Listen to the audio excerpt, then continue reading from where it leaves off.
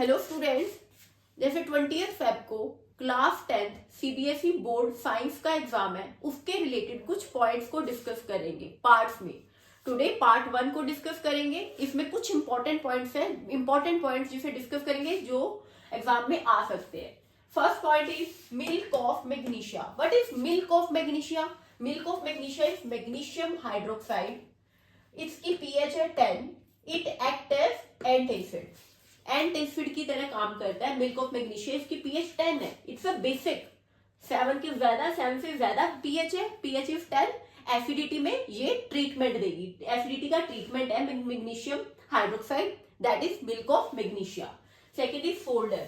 Solder is an alloy of lead and tin. आपको पता है अलॉय क्या होता है? मेटल्स की प्रॉपर्टी को इंप्रूव करने के लिए कोई और मेटल्स, नॉन मेटल्स डाल दिए जाते हैं जिससे मेटल की प्रॉपर्टी इंप्रूव हो जाती है, उसे कहते हैं alloy. Alloy is a homogeneous mixture, not heterogeneous. Homogeneous mixture है a metal and other metals and non metals का। तो सोल्डर किसका बना हुआ है, किसका अलॉय है? Lead and tin. Third is amalgam. Amalgam is an alloy of mercury. Amalgam में मेन मेटल कौन सा है? मरकरी। मरकरी में और मेटल डाल दिए जाएंगे तो अमलगम बन जाएगा। अमलगम कहाँ काम आता है? टूथ फिलिंग में काम आता है। ये भी क्वेश्चन पूछ सकते हैं। Amalgam is an alloy of mercury and amalgam कहाँ यूज होता है? यूज क्या है अमलगम का? In tooth filling. Fourth is cinnabar. Cinnabar is an ore of mercury. अगर मरकरी का अलॉय पूछे तो अमलगम, और पूछे तो सिनेबार। इस सल्फाइड और ऑफ मरकरी, मरकरी की sulphide HgS, mercury 2 sulphide, right. और क्या होती है? जैसे मिनरल्स होते हैं, अर्थ में मिनरल्स होते हैं, नेचुरल सब्सटेंसेस है जहां से मेटल को एक्सट्रैक्ट कर रहे हैं। हमें मेटल्स मिलते कहां से हैं? अर्थ से। जहां से हम मेटल को अर्थ से एक्सट्रैक्ट कर लें उसे कहते हैं ओर। ओर इज ऑल्सो मिनरल, पर जहां से हम मेटल को एक्सट्रैक्ट कर लें उसे कहते हैं ore. Cinnabar is the ore of mercury. Then fifth is respiratory pigment. इस पे क्वेश्चन आया हुआ है। Respiratory pigment is haemoglobin. जैसे आरबीसी रेड ब्लड सेल्स में क्या होता है? हेमोग्लोबिन है, ठीक है, हेमोग्लोबिन होता है और इसे रेस्पिरेटरी पिगमेंट कहते हैं। जब ये ऑक्सीजन के साथ बाइंड कर जाएगा, स्ट्रॉन्ग अफिनिटी, मतलब अफिनिटी, अट्रैक्शन होती है हेमोग्लोबिन की ऑक्सीजन। जब हम रेस्पिरेशन करते हैं, रेस्पिरेशन होती है, ऑक्सीजन अंदर जाती है, ऑक्सीजन हेमोग्लोबिन के साथ मिलके क्या बनता है? Oxy haemoglobin. Oxy haemoglobin is a unstable compound, ये याद रखना है, ये अनस्टेबल है। ये क्या करेगा? ये अनस्टेबल है तो जल्दी से हेमोग्लोबिन ऑक्सीजन को छोड़ देगा। कहाँ? सेल्स की ओर, राइट। क्या बन जाएगा? Haemoglobin plus oxygen. ऑक्सीजन कहां से आई? When we respire, when we breathe, oxygen haemoglobin के साथ बाइंड करके क्या बन जाएगा? This is unstable compound oxyhaemoglobin. और ये अनस्टेबल है तो ये ऑक्सीजन को रिलीज कर देगा सेल्स की टुवर्ड्स द सेल्स।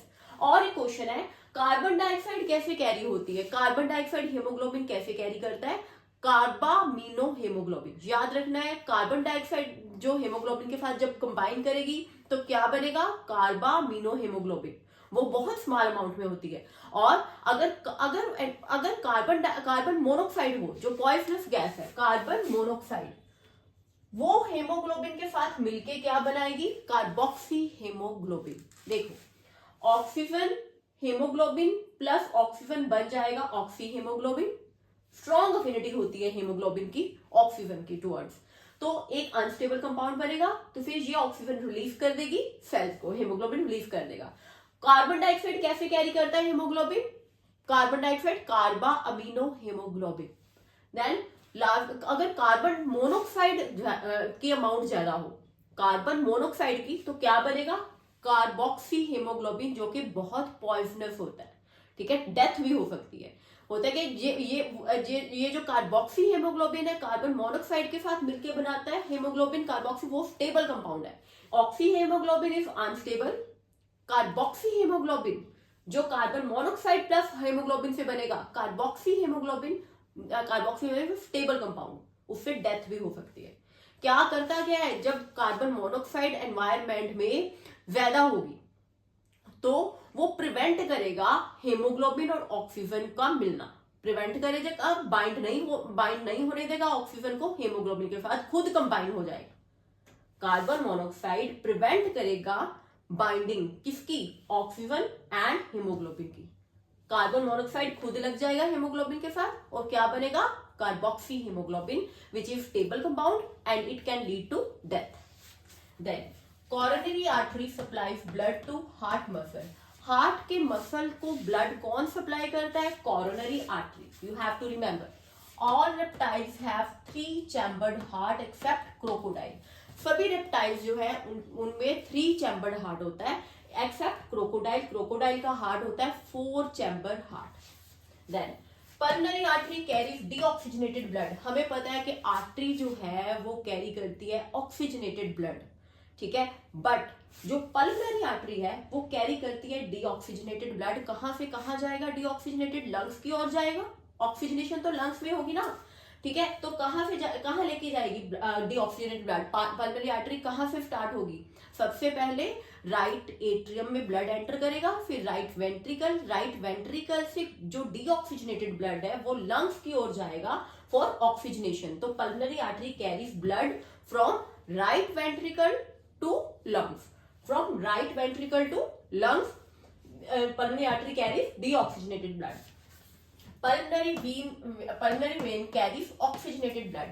हमें पता है कि वेन्स जो है वो गंदा ब्लड, डीऑक्सीजनेटेड ब्लड कैरी करती हैं accept pulmonary vein. Pulmonary vein carries oxygenated blood, साफ ब्लड कैरी करेगी। कहां से लेके, ऑक्सीजनेशन कहां हो रही है, लंग्स में हो रही है। साफ ब्लड लंग्स से कहां जाएगा, लेफ्ट एट्रियम में। Pulmonary vein carries oxygenated blood from lungs to left atrium. Then what is galvanisation, इस पे भी क्वेश्चन आया हुआ है। Galvanisation is a process of applying zinc on iron और स्टील। जब क्रोजन हो जाती है, स्टील और आयरन की क्रोजन होगी तो उसके ऊपर क्या हो जाता है, अप्लाई करते हैं जिंक, अप्लाई करते हैं। Apply the coating of zinc on iron और स्टील इज नोन एज गाल्वेनाइजेशन। ये कुछ इंपॉर्टेंट पॉइंट्स थे जो आप नोट कर लो। पार्ट 2 में हम और इंपॉर्टेंट क्वेश्चंस को डिस्कस करेंगे। ओके।